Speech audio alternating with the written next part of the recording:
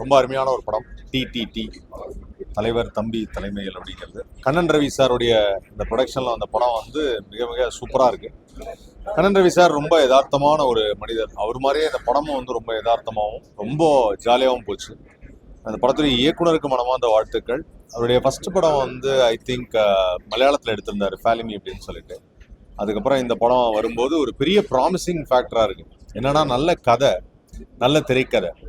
அந்த திரைக்கதை ரொம்ப முக்கியம். ஒரு பெரிய படம் வர்றதுக்கும் இந்த மாதிரி சின்ன படங்கள் வர்றதுக்கும் ஒரே ஒரு வித்தியாசம் என்னன்னா, அந்த கதை தான் கான்சன்ட்ரேட் பண்ணுவாங்க இந்த மாதிரி சின்ன படத்துல.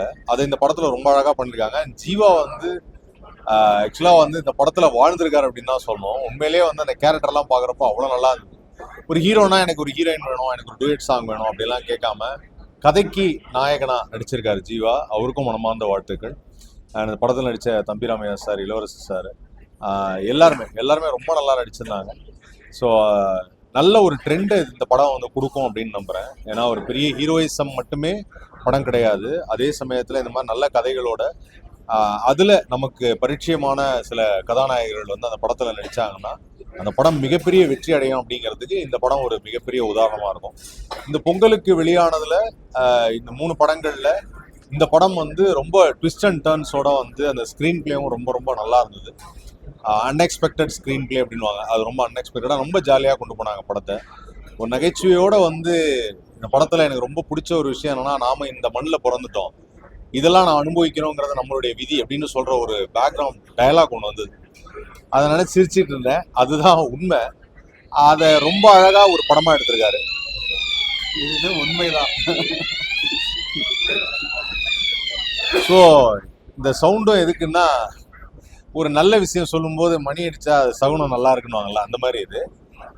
ஸோ இந்த படமும் வந்து மணி அடிச்சிருச்சு. படம் சூப்பர் ஹிட். அண்ட் கண் ரவி சாருக்கும் வாழ்த்துக்கள், டைரக்டருக்கும் வாழ்த்துக்கள். நன்றி.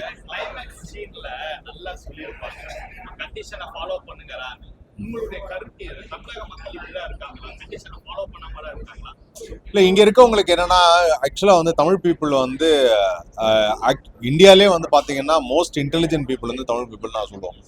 ஏன் காரணம் என்ன அப்படின்னு பார்த்தீங்கன்னா, தனக்கு கிடைச்ச சின்ன சின்ன வாய்ப்புகள் கூட பயன்படுத்தி இங்கே எல்லாரும் சிறப்பாக வந்துட்டு இருக்கிறாங்க. நீங்கள் அதே இன்னொரு ஸ்டேட்டு போய் பார்க்கும்போது அங்கே நம்ம ரொம்ப பின்தங்கி இருக்காங்கன்னு நான் பார்த்தேன். அப்படி பார்க்குறப்ப தான் தெரியுது நம்ம மக்கள் எவ்வளோ தூரம் வந்து அதை பிரயோஜனப்படுத்திக்கிறாங்க தன்னுடைய லைஃப் அப்படிங்கிறது.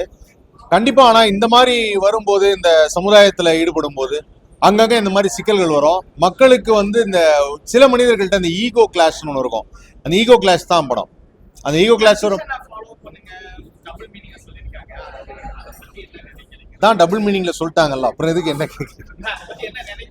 அது படத்துல டைரக்டர் எதுக்காக சொன்னாரோ அதை நினைக்கிறேன், அவ்வளவுதான். மற்றபடி வேற எதுவும் இல்லை. என்ன கண்டிஷனை நம்ம என்ன ஃபாலோ பண்றது, அது உங்களுடைய இஷ்டம். See, it's not just a political film. இது கம்ப்ளீட்லி ஒரு ஃபேமிலி மூவி மட்டும் இல்லை. ஒரு மனிதன் எப்படி இருக்கணும், சின்ன சின்ன விஷயங்களுக்கு கிளப்புற பிரச்சனைனால நம்ம என்னென்னலாம் சந்திக்கிறோம் அப்படிங்கிறதா இந்த படமா இருக்கு. ஆனா இந்த படம் வந்து நீங்க பார்க்கும்போது உங்களுக்குள்ளே தோணும், ரொம்ப நாளா நம்ம எங்கேயாவது ரொம்ப சண்டை போட்டுட்டு இருக்கோம், தேவையில்லாம பேசிட்டு இருக்கோம் அப்படின்னா நிறுத்திடணும் அப்படின்னு தோணும். அதனால கண்டிப்பா இந்த படம் பாருங்க. The best film starting this year, ஜனவரியில. ரொம்ப அருமையா இருக்கு. Thank you so much.